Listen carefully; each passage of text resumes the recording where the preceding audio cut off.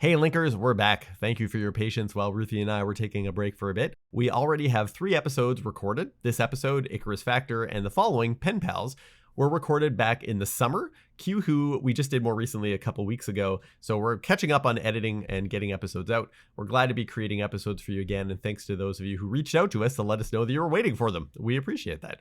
2 quick announcements. At the time of recording this very introduction, TREKtalks 2, an event, is coming up this January the 14th, beginning at 9:45 a.m. Pacific Time, 12:45 p.m. Eastern Time. It's a day-long online telethon hosted by Trek Geeks, featuring your favorite Star Trek actors from Jonathan Frakes to Anson Mount to Nana Visitor in support of the Hollywood Food Coalition. It's a repeat of last year's TREKtalks event, which raised, I think, almost $60,000 for the Hollywood Food Coalition, if not more. And guess what? I, personally, will be joining the day. I'm on a panel with Jonathan Frakes, Armin Shimerman, Kitty Swink, and Heidi Roddenberry to talk about TREKtivism, how fandom can catalyze social change. I was moderating the panel last year. This year I'll be on the panel participating again. In particular, we'll be sharing the results of the amazing Star Trek community fundraiser we launched last August in support of the nonprofit that I founded called Esther's Echo. And with the support of fans like you and cast members like Kate Mulgrew, who are tweeting about it online, we raised almost $12,000 for the Women in Action Development Project, a locally founded and operated school in Sierra Leone run by our partner, Esther Kanu, whom I met while I was traveling overseas way back in 2004. This episode may get posted after the 14th, or you may be hearing this later than the 14th, but that's okay, because the event will be recorded and posted online, and you can find both the live stream or the posted recording on TREKtalks.net as part of the Trek Geeks podcast network. And a big thanks to those of you who donated to the Esther's Echo fundraiser. If you still want to contribute, we'll be reopening the fundraiser and its GoFundMe page from January the 14th to January the 21st in light of us being on TREKtalks. But you can always donate anytime at esthersecho.org, and I'll make sure all the links are in the description. I'm so excited about what happened literally watching my space heroes that I grew up with beam in like a real life away team to support the project. It was one of the coolest things that have ever happened to me.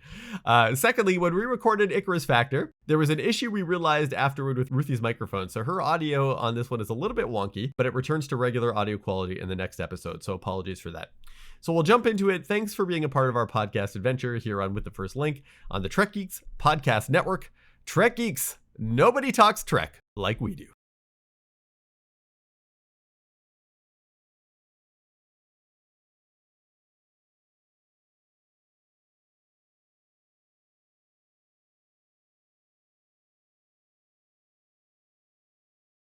Hello and welcome to With the First Link, the podcast that hopes to make our future as bright and as just as the one that we see in Star Trek: The Next Generation.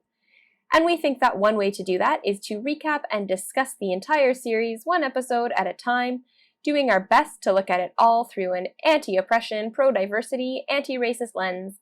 I'm Ruthie Kauper-Samoshi. And I'm Matthew Simone, and today we'll be talking about the Icarus Factor. This episode was written by David Assail and Robert McCullough, and directed by Robert Iskov. It first aired on April 22nd, 1989. For today's check-in, since this episode deals with Riker having to make a big career decision, let's talk about how we approach big decisions in our lives. I love it. How do you approach big decisions, Matthew? So actually, I had this thought in my mind, this idea of promotion and stuff like Riker is feeling. And I saw this video that had come up on my phone called the Peter Principle. And it's this idea that someone will often be promoted one step beyond the job that they're actually best at. Oh, yes. So you might be like, say, the example that's given is like a mechanic. And you're like an expert mechanic and you can fix cars super well. And then as a result of that, you're promoted to like shop foreman. Right. But you're actually really bad at managing people. And this is no longer your skill set. But we just assume that you have to go like a step farther up. Now, it's probably not so much in the case here with Riker, but I thought about this with like Kirk. This is a big thing about like Kirk's backstory is that when he gets promoted to admiral and he's out of the captain's chair, he's actually pretty miserable. Yeah. He doesn't really want to be doing that anymore. But I started thinking about how often we are pushed to always have to be going to that higher level. Yeah. And this does become a thing in Riker's career, and we'll see it again next season when he's offered a captaincy again, where And, he says toward the end of this episode, we'll get there, but it's like, even though the promotion is expected of me and I'm expected to become captain, maybe this is just where I'm meant to be. This is best for me. And when I'm making decisions around things like career and stuff like that, the few times that this doesn't happen to me often, it's not like I'm always being offered new jobs or something, but the few times that I've had to make like a tough career decision, I find that sometimes I may have led more with what's the expectation in terms of like career growth, rather than saying like, no, I'm comfortable here. This is where I'm at my best. I can give my best self here. Yeah, that's important. I think there's something interesting in Star Trek and with Riker, and as you said, it'll come up again later, but the idea of if you're a first officer, that means you are on your way to become a captain, and just, that expectation. It's definitely something that I see in teaching, that certainly not all teachers are like this, but there can be an idea of like, if you are a really good teacher, you should want to be a department head, and maybe you should want to be a vice principal and then a principal. And obviously we need good department heads and administrators, but we also need good teachers to be teachers in the classroom. And that doesn't mean you're not growing professionally, or it doesn't mean that you're stagnant. Like, as first officer of the Enterprise, Riker is confronted with new problems every day. So it's not like he's just doing the same thing, or, it's not like he's going to get bored in that job. I think one thing that I found really interesting in watching this episode is I actually identify a lot with how Riker makes his decisions, that he kind of, this was funny. Do you remember in the Binar episode last season where he, like, they're all kind of on a break because they're doing upgrades to the ship, and I said I related to Riker, how he's just like walking around the ship talking to everybody because he doesn't know what to do with himself. Yeah, he wants to get input and everything. Yeah, and I feel like that here too. Like, I very much identify with Riker. He goes to Picard, and I actually found what Picard did very useful, that I don't necessarily need advice on which decision I should make, but it is helpful to have someone kind of spell out what are your options and what would each of these options look like. And I think Picard is just written to be such a wonderful leader. Just, that's kind of just how he is. But I think that what he does here is so helpful. He doesn't say you should take this job or you should stay here. He says, if you take the job, this is what it'll be. If you stay here, this is what that will be. And it's up to you to decide which of those two options you want. But the information he gives is information that Riker might not have had otherwise. Yeah, and he's very candid. He's very candid, and I think he's very helpful without saying, here's what you should do. We also get this little insight into Picard where he kind of lets his guard down for a bit, and he even gives like the little shush gesture. Yes. And he's like, actually being a captain is pretty awesome. Like, where he's like, there's nothing quite like having the reins of the ship. And Picard never really flexes his like, oh boy, I'm captain of the flagship. Like, he doesn't really, he's not boastful. That's not really what he does. No. He's boastful of the ship, of the crew, of the Federation, but he's never like, oh yeah, I'm the captain. But he lets down his guard here a little bit with Riker, and he's like, yeah, it may not be the most important ship in Starfleet. It may not be the most important ship out there doing the most important job, but it will be your ship. Yeah. And you'll get to shape that ship and the crew with your own style, your own leadership. And so this is important information for Riker, because then he gets to weigh that versus leaving the prestigious job that he has as first officer of the flagship. Yeah. I find making decisions very hard. Me too. I often have decision paralysis, and it feels to me that like decisions are impossible. How can you choose something when you don't know what the outcome is going to be? Like, without knowing the future, how do you know which choice is best? And throughout my life, I've had to come to understand that even if a decision in retrospect may not seem like the best one, it's what did you know at the time? What's the information that you had at the time that you made that choice, and judge yourself by that. And that's what Riker's trying to do. He's trying to find the best information that he can at the time. Yeah, like that's what we see Riker do. And maybe the ship that he could have been captain of is going to go on to do this amazing mission. That doesn't mean that he was wrong to not take that promotion. Right. Yeah. Yeah. Yeah, and it's what's best for you at the time. Yeah. All right. Okay. In this episode, Riker is offered his own command and thinks about leaving the Enterprise while Worf's strange behavior worries Wesley Crusher. Yeah, Wesley Crusher is so good in this episode. He's great. Yeah, he did so much sincerity about wanting to help his friend. Yeah. So we start off, the Enterprise is en route to Starbase Montgomery for engineering consultations because there have been some minor readout anomalies. This is like a really, I think, sort of unimportant storyline, but it does provide some like comedy, and it gives us a setting for the Worf storyline a little bit. Basically, Data and LaForge don't think the anomalies are significant in any way, and Data says we can just reprogram the system and correct the problem. But Picard, it turns out, has an ulterior motive for wanting to be at Starbase Montgomery. And he says that there are some personnel transfers happening, and then he says to Riker, when you're finished with this, can you meet me in the observation lounge? Yeah, and Riker is also surprised that they're stopping at this starbase. Yeah. So Riker shows up at the observation lounge, and Picard reminisces about Riker's manual docking of the saucer section when he first came on board. And I was thinking about this too, because I was like, I remember when we covered that in the podcast episode like a year and a half ago or whatever. And he said that he was a little miserly, he said, in his praise of that maneuver. And he says, well, I could give you more praise now because you have been offered captaincy of the starship Ares. The captain is retiring, and Riker has been selected as the replacement. Yes. So the ship is really far away. It's in the Vega Omicron sector. That's so far. So far. Is it far, Matthew? So far away. They have picked up some indication of intelligent life. So it sounds like this is basically a first contact mission, but there's nothing confirmed. They don't have confirmation of this intelligent life, so there might be nothing there.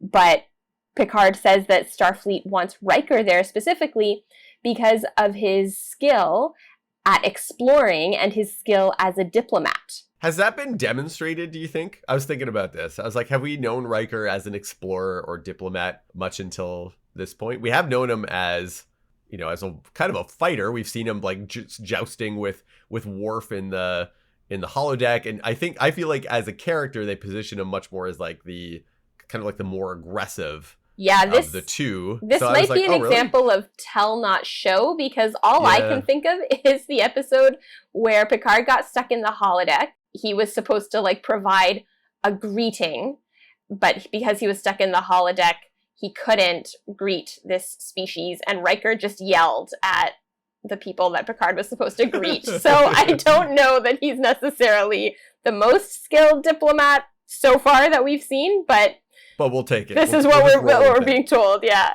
Yeah. So he's got 12 hours. Riker has 12 hours to make this decision and to think it over. But Picard congratulates him either way. I think that's more, not to say that Picard is telegraphing his decision, but more just to say it's even great that you've been offered this. Yeah, for sure. Yeah. So then we go into the intro. I guess this is one of the ones where we know what the episode's going to be about. That's nice. Yep. And we come back from the intro. We're on the bridge.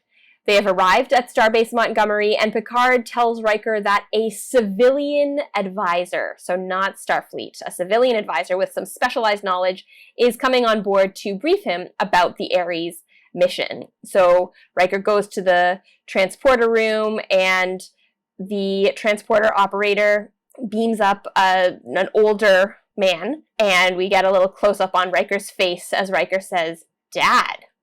So here we've got Papa Riker on the transporter pad. And Riker's dad tells Riker that he asked Picard not to tell Riker that he was the advisor coming on board about this mission because he didn't want him to be nervous or excited. And I thought that was not cool. No.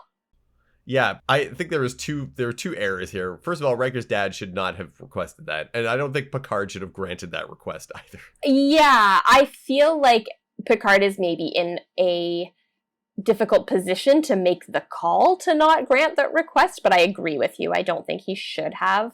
And especially, I mean, Kyle, we find out his name is Kyle Riker. So Kyle Riker shouldn't have made that request, especially since we find out that it has been 15 years. So, like, you know, to have your first meeting with your kid after 15 years be a total surprise when they're already in the middle of trying to make a really big decision feels unkind.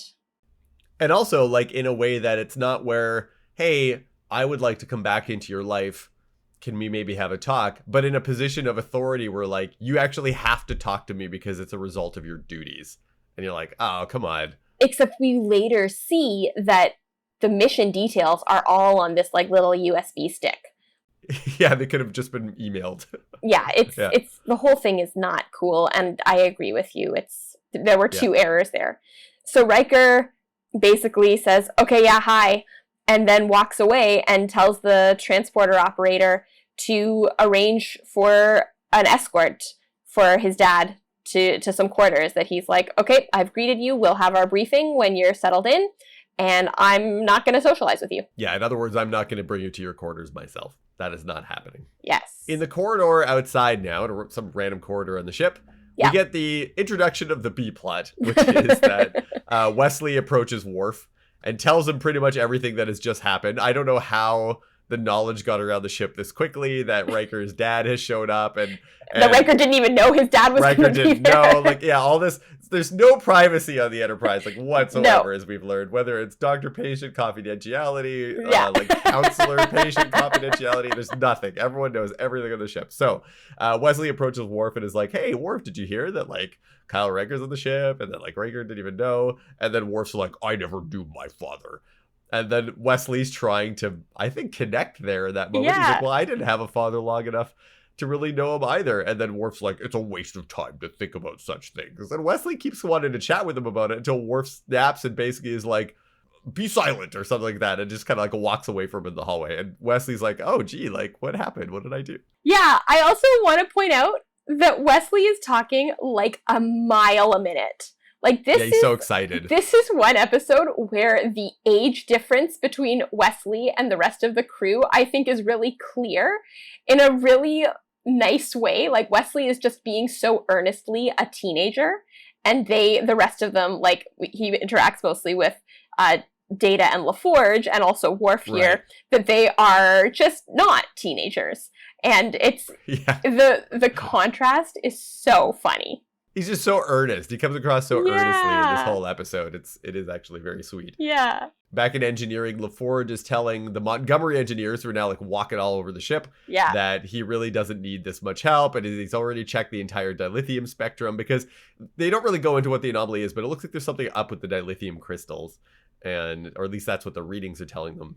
And so and he seems a bit frustrated. Yeah, because he's quite sure that it was just a reading thing, and that, like, if they just reprogram the system, like, it'll be fine. But they're just, it's annoying to have someone looking over your shoulder and checking all of your work when you are quite sure that you haven't made a mistake.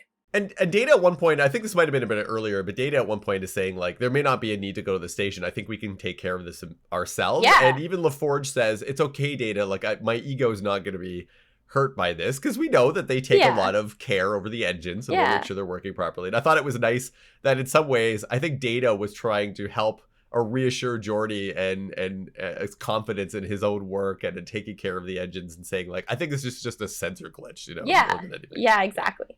So Wesley then enters engineering, and he tells LaForge that he thinks Worf is upset about something, and they have some back and forth, and LaForge comments that Worf is not, the most cheery person on the best day, but Wesley thinks he is really upset. He doesn't think it's about losing Riker. He thinks there's something else going on.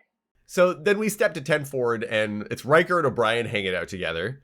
And they make it seem like, it's like drinks with the buddy to try to, like, vent about stuff, but they're having, like, you can tell it's like tea or something. Yeah. So it's like it's in like a tea mug. Yeah. Anyways, they're hanging out there. Maybe they're still on duty. Yeah. Riker's looking, like, kind of upset, and O'Brien says, he's like, so is it a woman?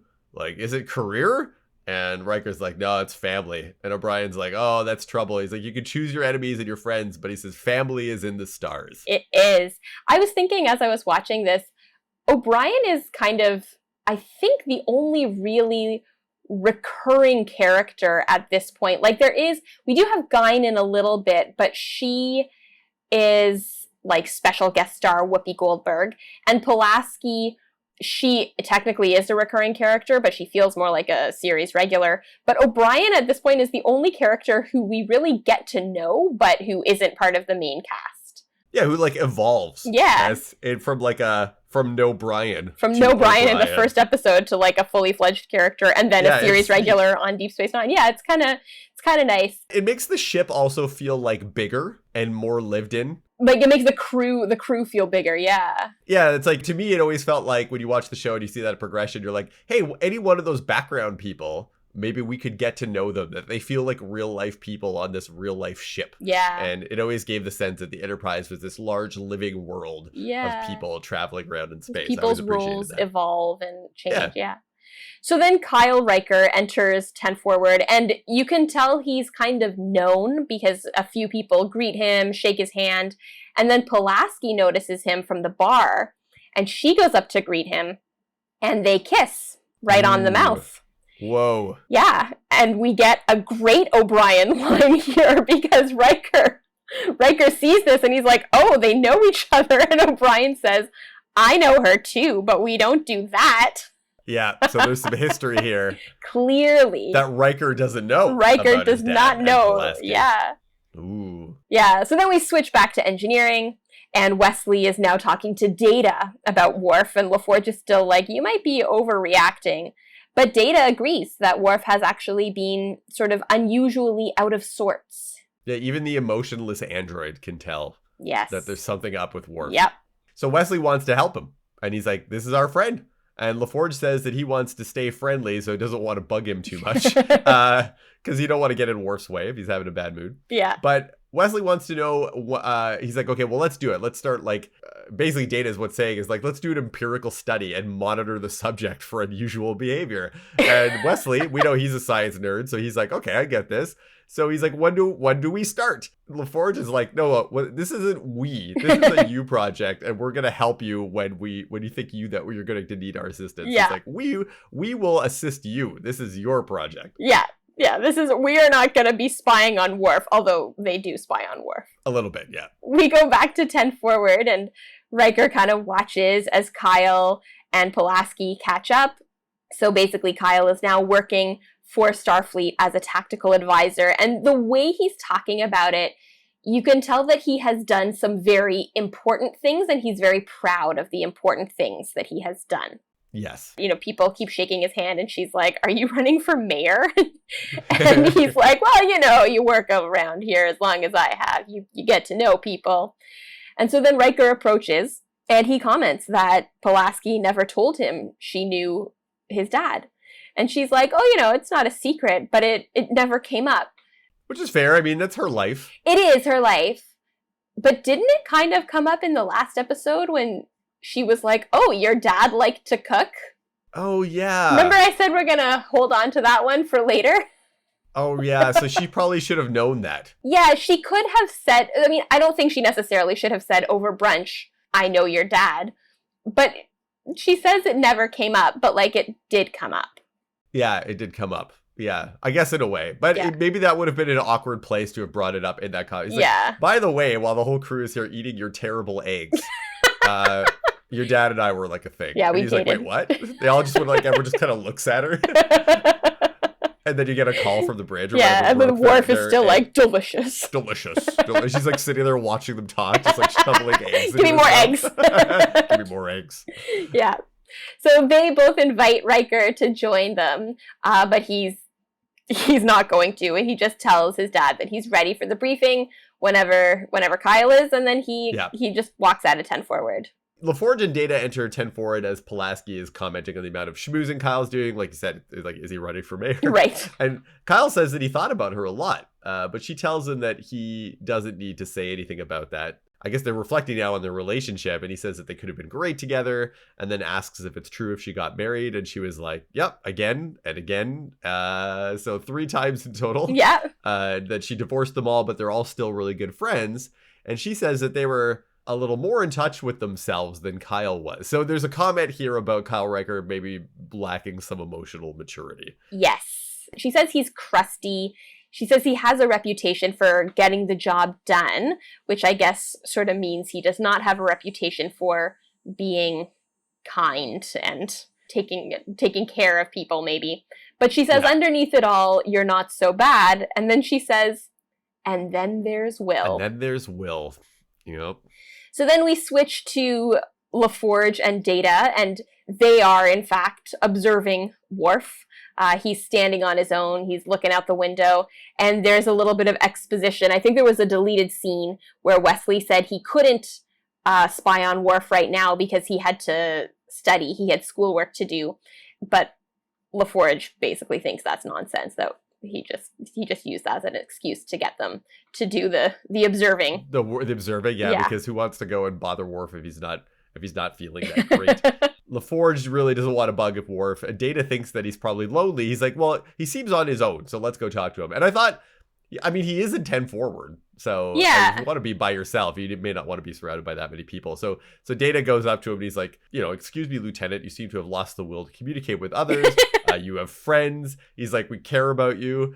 Then Worf cuts him off and tells him, he's like, with all due respect, be gone! And just kind of like yells at him. He yells in his face, off. Yeah, even though he's his superior officer. Yeah, like afterwards he's like, Commander, yeah. And then, Data's line here is pretty great. He's like, he seems quite sincere in his desire for solitude. Yeah, so the problem is not that he's lonely. No, he really doesn't want to talk to him. Yeah.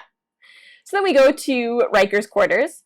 Riker is kind of looking on his laptop at pictures from his childhood. This is something that Star Trek did get accurate about the future. This is how we look at photos now. We look at them on a computer.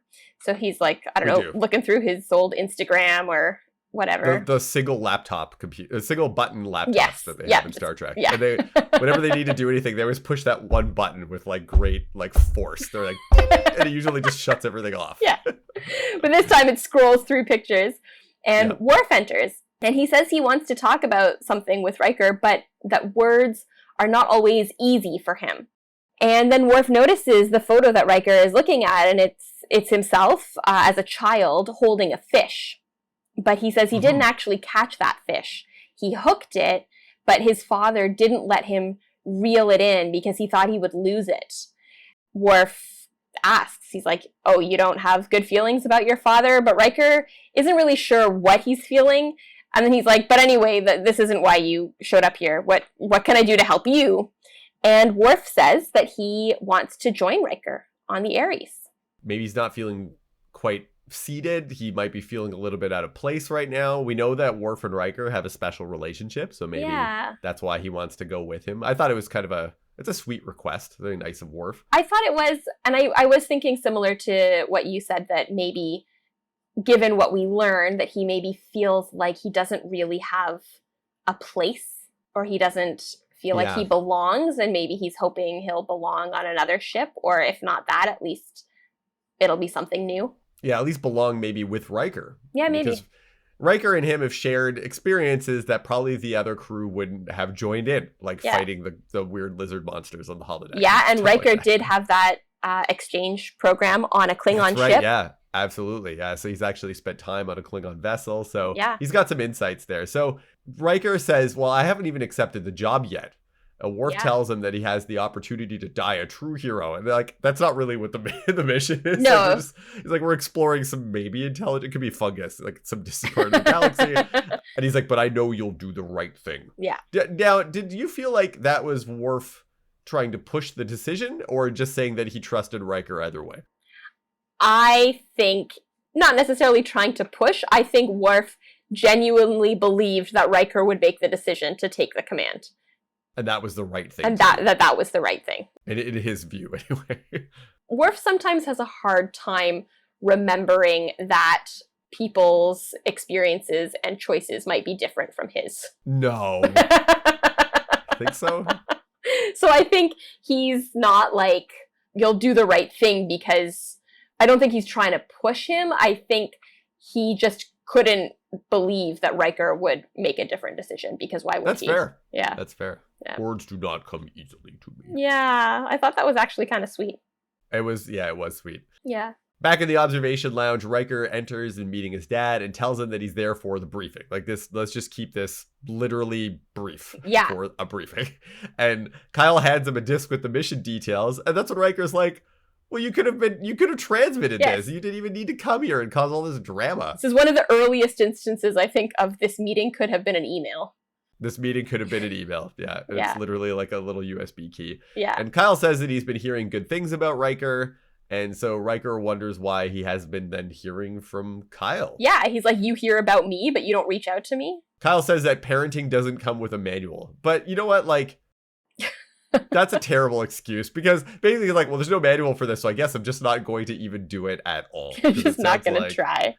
You know, he left, they haven't seen each other since Riker was like a teenager, basically. Yeah. And then they start to talk about a moment that seems to have caused, or at least catalyzed some of the rift between them, is when Riker's mother died. Yeah. And then, and then Riker's like, I'm not talking about this. He starts to leave. Yeah. And then Kyle does this thing. He like starts to say things and then stops and then starts again. He says, you're going to be on this mission that's going to take you so far away. And then he pauses and then he says, I'm here with my hand out, son. And the thing is, he's not actually, because he's not saying, I'm worried about you. He's just kind of implying it. And I think Riker is sort of waiting to hear the actual words. But Kyle just wants him to infer the words. And Riker's like, no, I'm not going to do that. And he gets up and leaves. Yeah, and it's not clear as to whether or not, and I think this is intentional on the part of the writing for the character, but it's like he's not really openly sorry for the distance between them.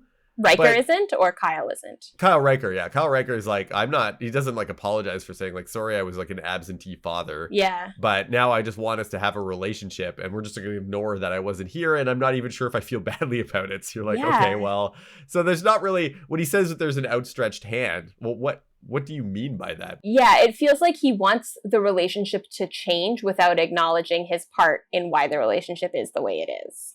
That's right, yeah. Yeah. We changed locations to sickbay, and Pulaski is giving a hyperspray injection to a patient, he said, who picked up a flu virus, and that the treatment includes a generous dose of PCS, which is Pulaski's chicken soup. Again, another example of how we're totally open with people's medical history. Could be all sorts of things, yeah. He says it out loud. Yeah, but Troy is there. Troy shows up. Yeah, so Troy's there. Yeah, and she says that Pulaski's greatest skill is her empathy. And then Pulaski introduces Kyle and Troy, and she says, this is our ship's counselor. And Kyle's like, let me guess, Betazoid. And then he says he feels like this is a setup. And Troy is like, yeah, it is. Basically, Pulaski thought he could talk to the ship's counselor. She thought that would be a good idea. And Pulaski basically goes on to work on something else while the two of them talk in her office. And so Troy comments that Kyle isn't as close to Riker as he wants to be, so he can pick that up. And then he makes this comment, and he's like, well, we both have pretty good taste in women. And Troy mostly ignores that. And I was like, this is so creepy. It's such a weird thing. And especially when he's like, oh, I want to have a better relationship with my son. I know one way to do that. Why don't I hit on his ex? Yeah. And it's like, dude, it was just so wrong. It's so weird. And it's like a weird, I mean, we see, and Troy brings it up that Kyle feels competitive with Riker. And it almost feels like this is part of that competition. Yeah. I don't like it. It's really odd. Yeah. It's icky. And I don't know if that was like, if they wanted to make him icky. I get that they're like, this probably is not written to flatter the character at all, but something this awful, we're probably looking at it more through a contemporary lens. Yeah. Rather than an 80s lens, but it makes the character, like when this happened, it basically made the character unredeemable in my eyes. I was like, I don't know. Even if we get to a positive point later with the character, Riker may not even necessarily know that this interaction even happened. Yeah. And if Troy goes up to him later and is like, yeah, your dad like hit on me, he'd be like, what? Yeah. Like it would just be so weird. Back to one. Yeah, no kidding. Yeah. So they talk about what Kyle wants or needs from Riker, and Troy says that respect might be one of those things, but that respect is earned and not bestowed, even for a parent. And I thought that was an interesting thing because I think maybe sometimes in some parenting, do you feel like parents feel like they just deserve respect from their children just by virtue of being their parents? And is that okay? Absolutely. I feel like parents have that attitude. I also think that a lot of adults have that attitude about children more generally. Mm-hmm. Teachers certainly have that attitude. And there is a certain degree of like, I don't think teachers should have to prove themselves to earn the like cooperation on the very first day of school of students. But I definitely think that it's a two-way street, and it's something that any person needs to earn respect from other people.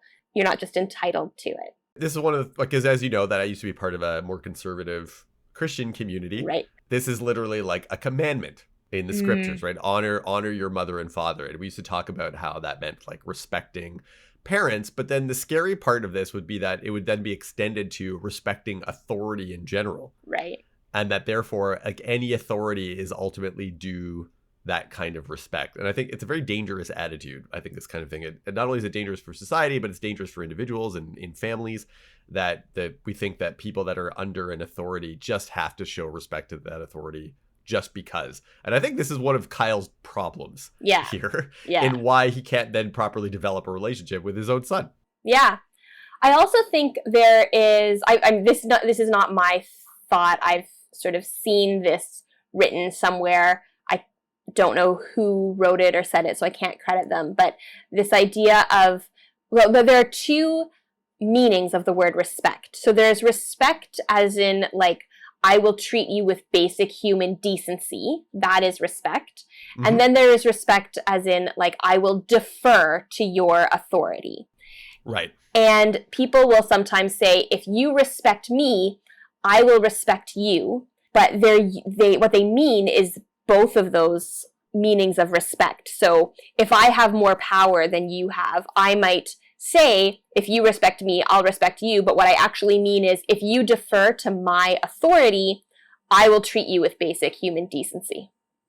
Right. And if you don't defer to my authority, then I won't treat you with basic human decency. Yeah, that's a very good point. And I think that there's some of that as well, that Kyle is like, I'm being a basically decent person right now, so you should be deferring to me and treating me with the respect that I deserve, which is respect as an authority figure. Right. Yeah, and that therefore that it's okay that I basically abandoned you as a father. Yeah.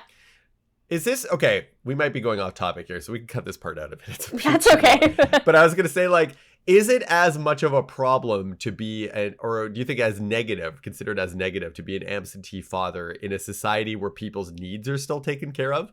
Like, if you know you're going to let your son go, but they're still going to have housing and food or whatever in the future Earth, does it matter anymore? Do we still care about that? That's an interesting question. I mean, I think in some ways that's impossible to answer because we're not in that society. So it's not something we can observe. But I do think that, I honestly don't know. I think, like, I have heard about, in psychology, there's like attachment theory and the idea of like your early attachments can have a profound impact on your life later on. So being abandoned by someone who was taking care of you, intentionally or not, can have an effect on you, even if your needs are met in other ways. But I honestly don't have enough knowledge to say that. But that is an interesting question. Yeah, I'm trying to think of like the like playing on the whole breadwinner idea. Right. Right. If you don't live in a capitalist society or some kind of like, you know, like hunter-gatherer society where you don't have to be a breadwinner anymore as a parent, then, like, I guess there's two ways to look at this, in which case you could say, well, they're going to be fine. But then on the other side, that might be now the only necessity of parenting is to provide that emotional connection and support. And then you failed even at that. Yeah.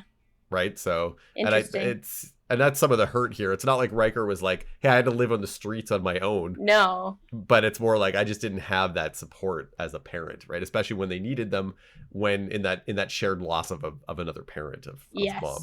Yeah. Kyle starts to deflect though. He doesn't want to have this conversation. He really deflects, and he says that he guesses that Will probably finds Troy pretty fascinating since Will seems to admire candor. Yeah. So again, kind of hitting on her. Yeah, it's weird.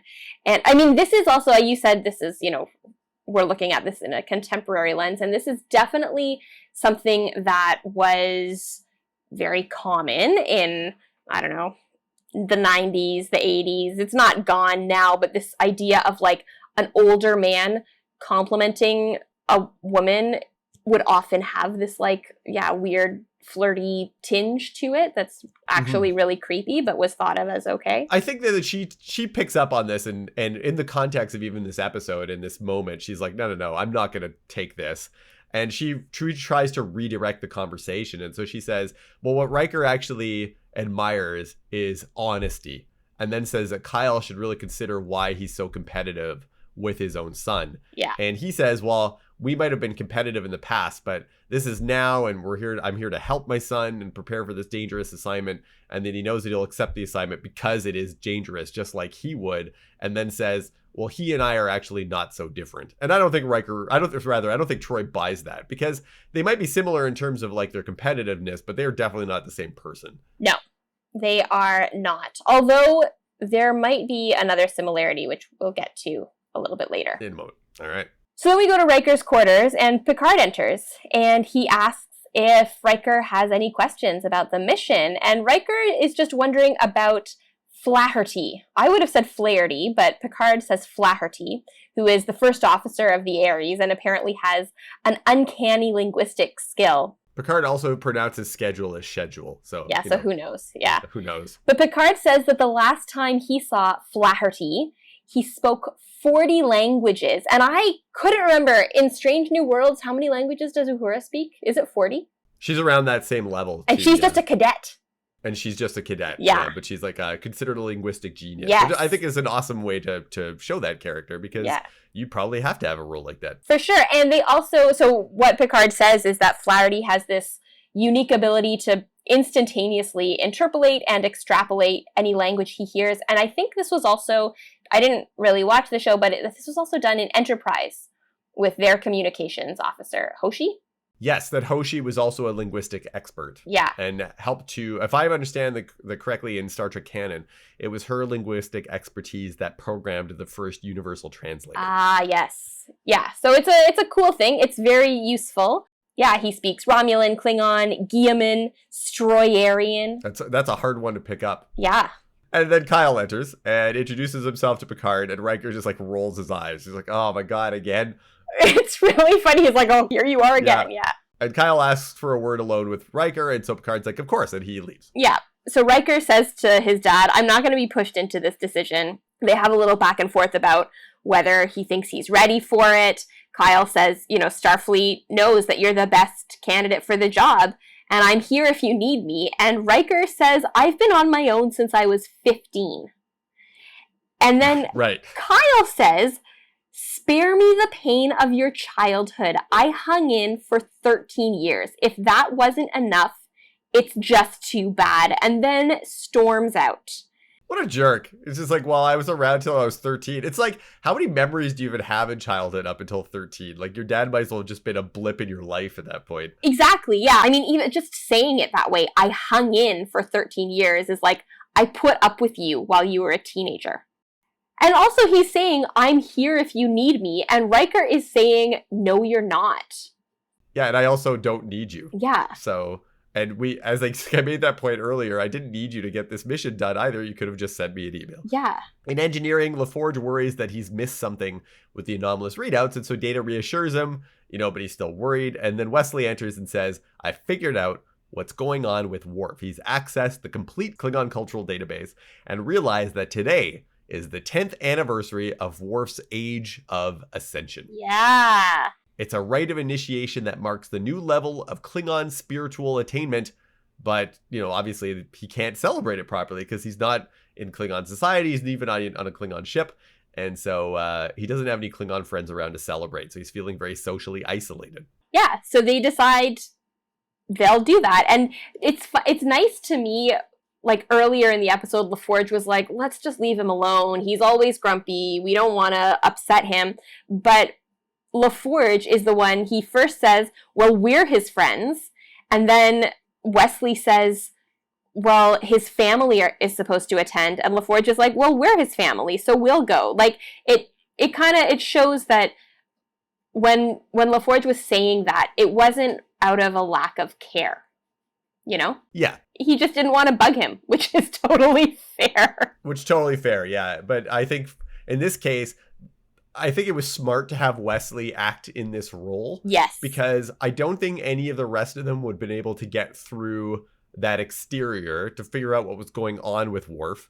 And instead, Worf would have just run away to the Ares.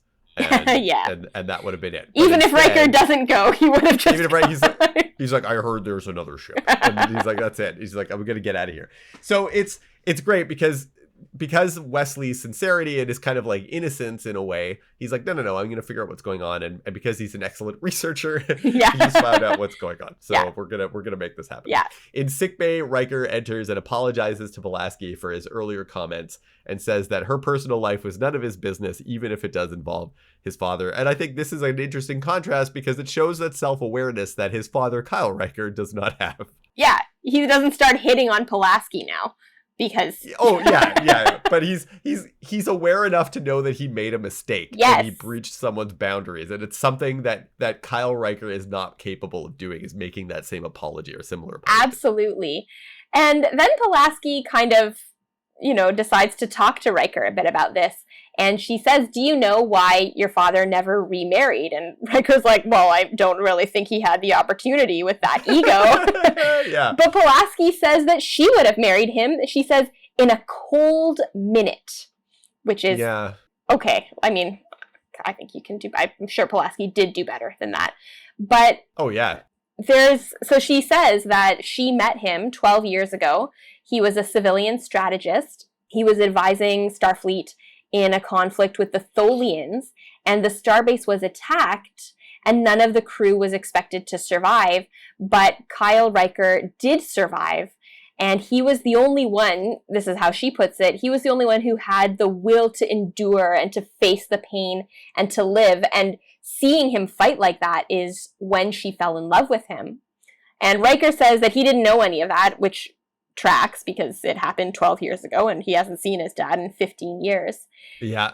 But Pulaski says that Kyle had other priorities than marriage, and Riker realizes that she's talking about his career. And I was just wondering at this point, do we know why Troy and Riker split up? Or do we not know that yet?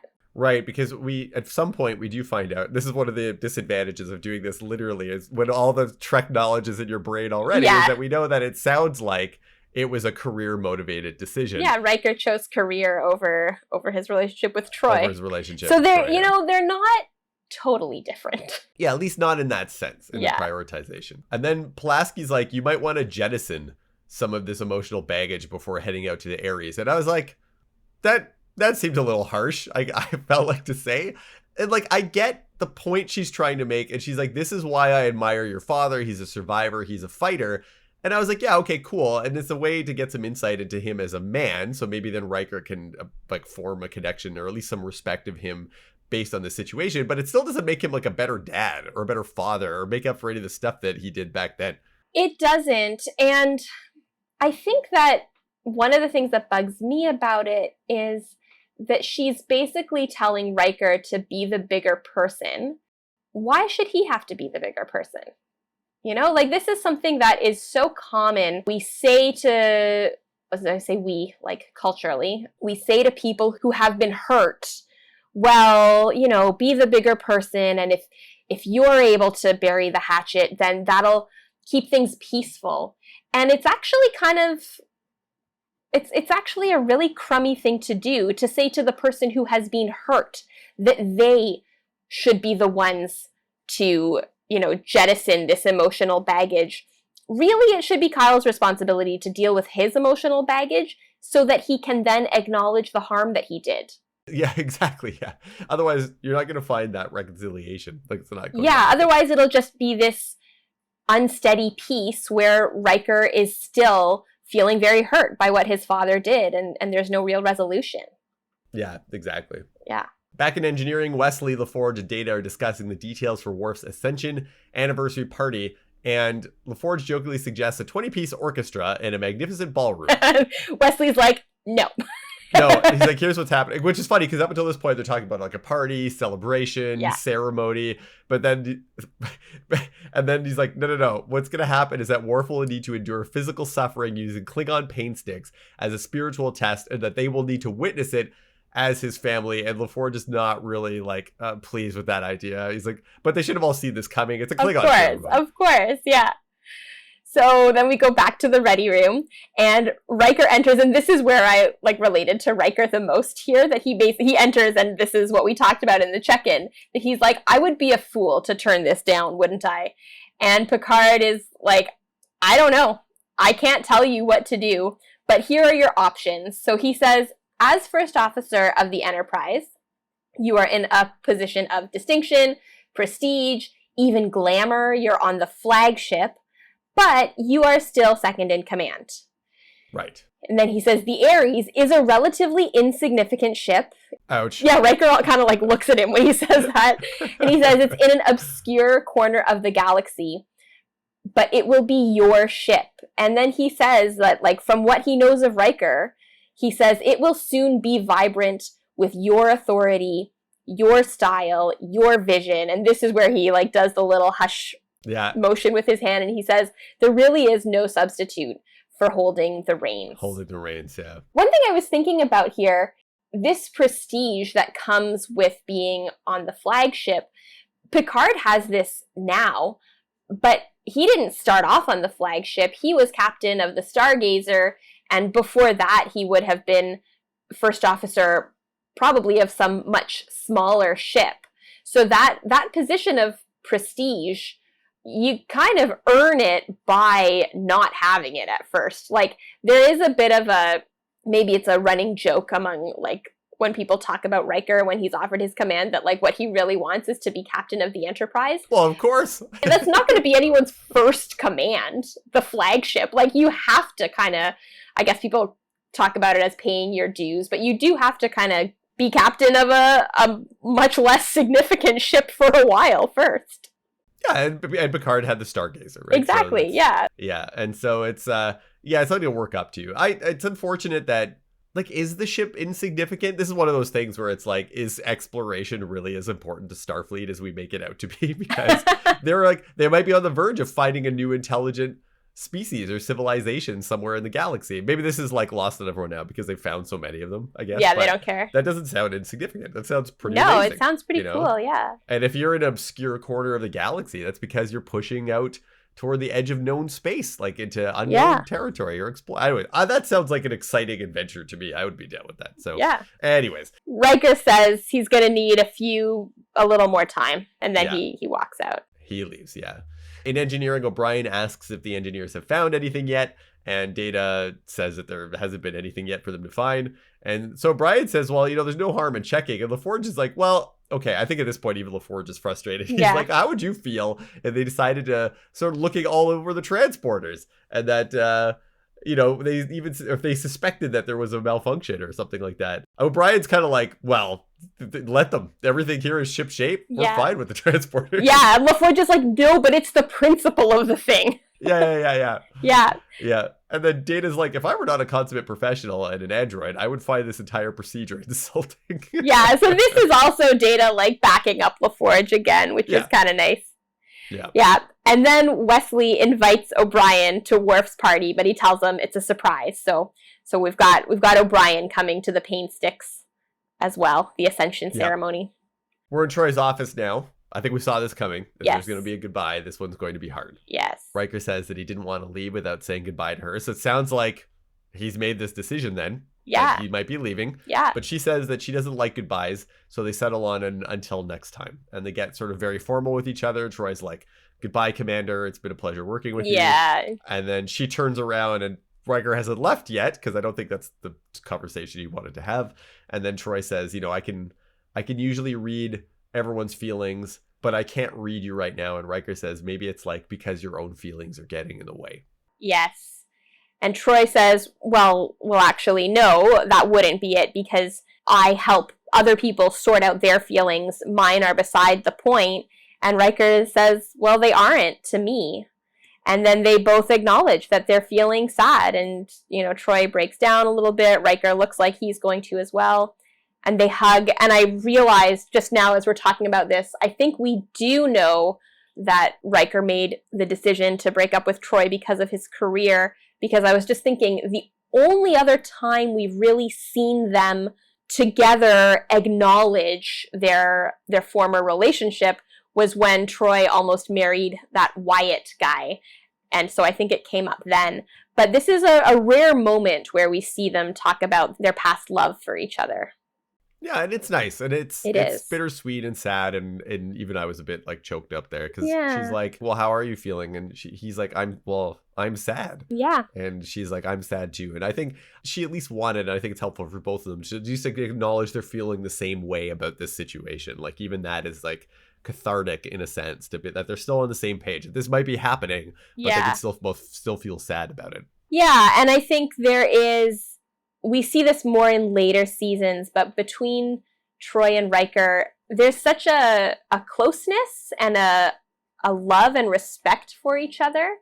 Mm-hmm. And okay, so they're not together, but they still get to work together. They still get to spend that time, each with someone that they really care about, and now they're not going to.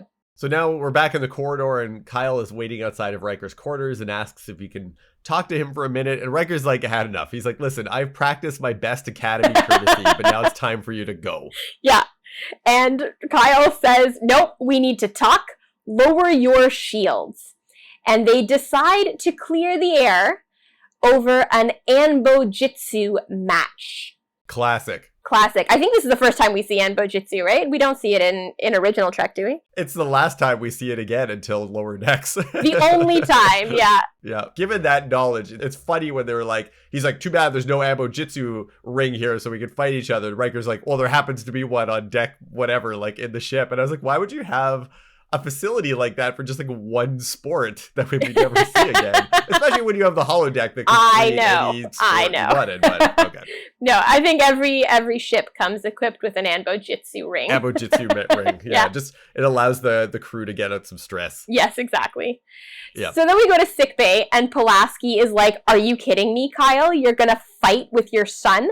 Again, the news of that has already spread. Yeah, it's all over the place. Everyone knows, and people are taking bets, like trading exactly. platinum in 10 forward. Yeah, she thinks that he's being ridiculous, and she's also worried that one of them is gonna get hurt. And then Kyle says that he and Will have been playing Anbo Jitsu since Will was 8, and I just want to comment on that note. I don't think they later refer to it as a martial art. Right. I don't think we usually talk about playing martial arts.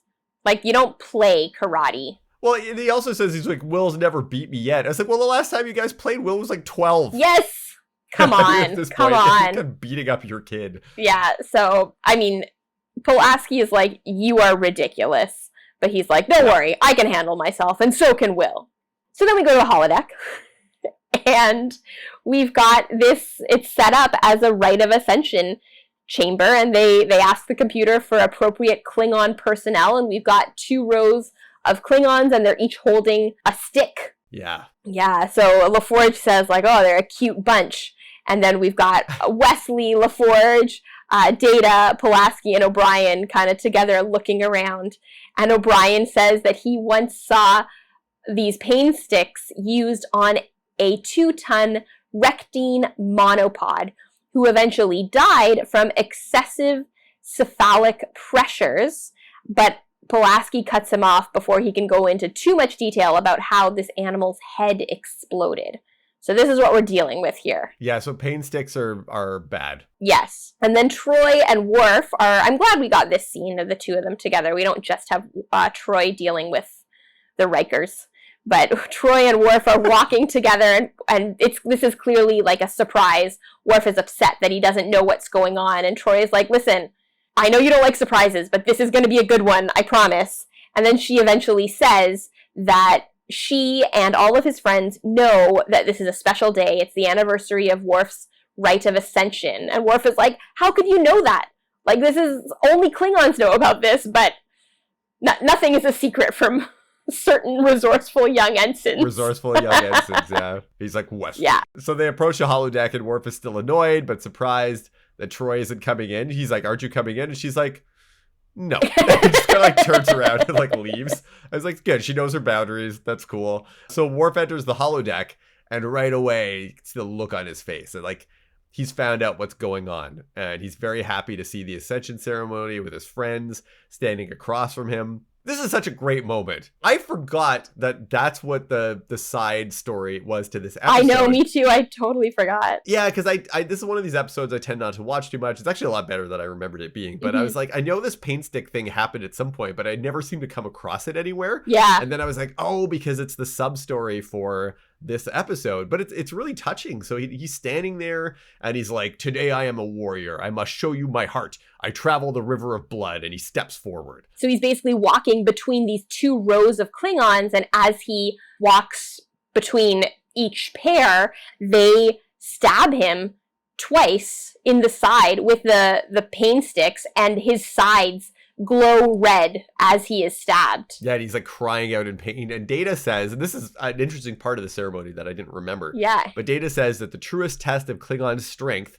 is to admit one's most profound feelings while under extreme duress. So in a way now, there's kind of like a crossover between the two storylines, because you're having a similar situation where people are trying to like get out their feelings, but under duress and like pain and being beaten up, because we're about to see that parallel down in the ring. But it's interesting that part of the test of strength is not just to feel the pain, but to reveal things that maybe you're feeling or you're afraid to reveal out in open, and that your whole family sees you in this like intense moment of vulnerability and like anguish and stuff. I will say, I don't think they went as far as they could have gone with the vulnerability. And I wonder if this episode had been written like now, if his most profound feelings would have been something like, I feel really lonely on the Enterprise and I feel really isolated. Yes, yeah, I wondered about that too. And then I was thinking about like from a writing perspective, it would open up all this stuff that needs to sort of then be like maybe dealt with in that episode, but then there's not really room for it because it's not really the main storyline. And in some ways, I almost wished like that should have maybe been a whole separate episode. Yeah, because that would have been really interesting, where Worf has to open up about like, and then his family's there and they have to talk about the fact that he's been feeling isolated, but now they're there trying to help him out. And you're right, I don't think they went far enough with that, because he doesn't really say anything more than like, I'm killing people. I'm a warrior. I'm a warrior. And you're like, oh, okay, like, is that all you got, Worf? Like, I think there's more going on there underneath. Yeah. I do just want to point out that one of the things he says is, the bile of the vanquished flows over my hands. That's so visceral. So visceral. Yeah.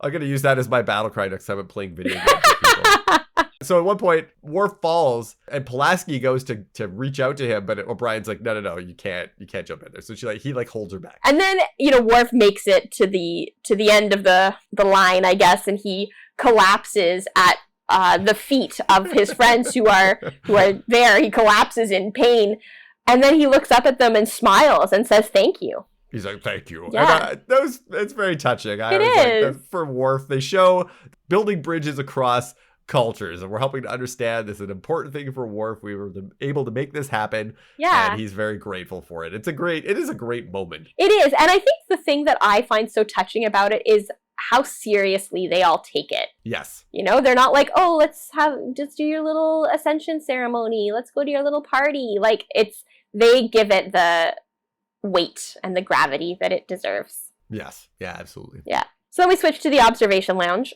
Troy is looking out the window and Pulaski enters and says, yep, Worf is doing great. Couldn't be happier. I was not going to stick around for any longer. I did what I could. Yep. And then she kind of segues us nicely into back to the A storyline, because she says, I'm so glad that humans have progressed beyond the need for barbaric display. And Troy is like, have they? Yeah. Then she gets into a little bit of a rant about gender and how human males are unique because fathers continue to regard their sons as children, even into adulthood, and sons continue to chafe against what they perceive as their father's expectations of them. Yeah, she says some traits are endemic to gender. Yeah. I mean, Yeah. I would like to point out that she could almost be describing her relationship with her mother here. Ooh, so maybe we need some self-examination here as well. We might. Maybe it's not about gender. Maybe it's not about humans either. Yeah, maybe it's just about the dynamics between people. Yes. And that in this case, it's being displayed in like a violent way or in a physically combative way. Yeah. But it doesn't mean it doesn't exist in other types of relationships. It's a bit of a miss. I think so, yeah. I think typical of the writing of this era. Yeah. But it's also, you're right, there might be a point here that Troy's missing about herself. And then she says, oh, you can do this. I thought it was hilarious, but yeah. Well, and then she says, oh, maybe that's part of their charm. Maybe that's why we find men so attractive, which I do want to say I hate this idea of like, oh, men. Yeah, we find them attractive because they're always just boys. So violent. They're so immature. So and immature. Violent. Yeah. But then she says that maybe that's why we find them so attractive, and Pulaski's like, yeah, maybe that's why some of us, and I think she's like referring to Troy, that's why some of us find Will Riker so attractive, and Troy says back to her, yep, and that's why some of us find Kyle Riker so attractive, pointing out that Pulaski also seems to appreciate this trait. Yeah, and in the pre-chat before we started talking about this, I thought that she meant like, oh, and I also find Kyle Riker attractive. But I was like, oh, that's gross. Yeah. Why would she's like actually underneath? I think he's kind of charming and yeah. cool, but I think your interpretation of it is better. No, the Troy that exists, at least in my head, no, she would not find Kyle Riker attractive. Anyways, this episode would definitely fail the Bechdel test. Oh my gosh, let's put it that way. Yeah. Yeah. We're in the Ambo Jitsu Gymnasium now, and Riker finds his father, and they're standing at opposite sides of the ring. They're wearing like this armor. Yeah. Like, so one of them has like white armor on and one of them has like red armor on. My brother, I mentioned that we were doing this episode because I was chatting with him right before we started. My brother Peter, who listens to all of our episodes while he's driving around. Hi, He's Peter. got long commutes for work. And so, hi, Peter. And so as he's driving around for work, he listens to our episodes. Nice. And he mentioned that like every time he watches this episode, he thinks about Mythbusters, because on Mythbusters, anytime one of the experimenters, Jamie, needed to get like beaten up or smashed by a thing, he would wear a red armor that basically looks exactly like this suit. And he was like, oh, it's the Ambo Jitsu armor. Yeah. And they're each both holding a staff. One end's for smashing the other one, and the other kind of like senses where the other person is because they're actually like blindfolded by their helmets. They can't see. Yeah. So Kyle Riker refers to Anbo Jitsu as the ultimate evolution in the martial arts. Which is hilarious because they're just like smashing each other with sticks. Martial arts is about form, right? And technique. It's not about who can beat up the other one the most without, like it's ridiculous. He says that Will could never get used to the sightless factor or to losing. And Will is like, yeah, well, I've had 15 years to practice. Yeah, and he's thinking about his dad during those whole 15 years, in the Ambo Jitsu gym. For sure. So they cover their eyes and they bow to each other and they say something in Japanese. I don't speak Japanese. According to IMDb, what they're saying is, please be kind to me, but I cannot verify that. Oh, that's interesting in the context of this match. And then they go to town on each other. And very similar to maybe the theme that they said previously about the paint stick ceremony is that they're letting out some of their deepest, profound feelings in the midst of this combat. So Riker knocks his father out of the ring and then says, you should have been the one to die, not her. And you're like, whoa. Yeah. Whoa. And then Kyle tells him, like, yeah, that's good. Get it all out. I honestly think it's not just that Riker needs to get out his frustrations. It's also that Kyle needs to realize that he messed up. Yeah, and so between fighting, Kyle says that Will was too young to understand. Yeah. And then he's like, and I was too hurt to try to explain anything at the same time, that's good. It's good to see. Yeah, he is starting to sort of show that he sees that he didn't do a good job. And he says, yeah, she was your mother, but she was my wife, and the only thing that kept me going after she died was you. And Will is like, well, you had a weird way of showing that because he didn't take care of him. Yeah. And so then Kyle gives up on these vulnerable moments pretty easily. He's like, well, maybe I am no father and you're no son, and this fight is all we have left. So dramatic. So dramatic. Absolutely. Then Kyle knocks Will over and Will tells him to stop. And he says that move was illegal. And Kyle's like, was it? Yeah, and so Will now realizes, like, wait a second. He's like, the reason I've never won any of these matches is that you would cheat. And then Kyle Riker admits, he's like, actually, I knew that I couldn't win against you once you were already 12 years old. But I needed to keep you interested and challenged. And then Kyle says that Will was barely out of diapers when his mother died. He's like, why are you feeling so upset about this? I was the one who loved her. She was like my person, and you couldn't even remember. That's such a weird flex. That is such a weird thing to say, yeah. To say to your child, I miss your parent more than you do, like, that's a weird thing to say.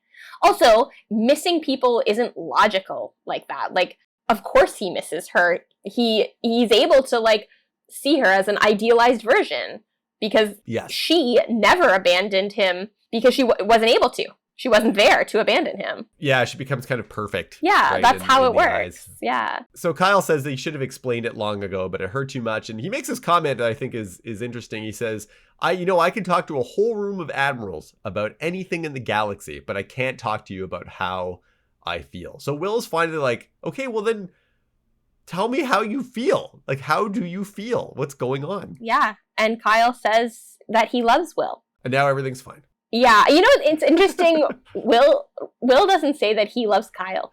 No, but he does allow Kyle to, like, hug he him. says he's glad he came. He's glad, and Will says he's like, okay, well, I'm glad you came. And it is kind of a quick about face. It's a quick resolution, and the resolution in this fight.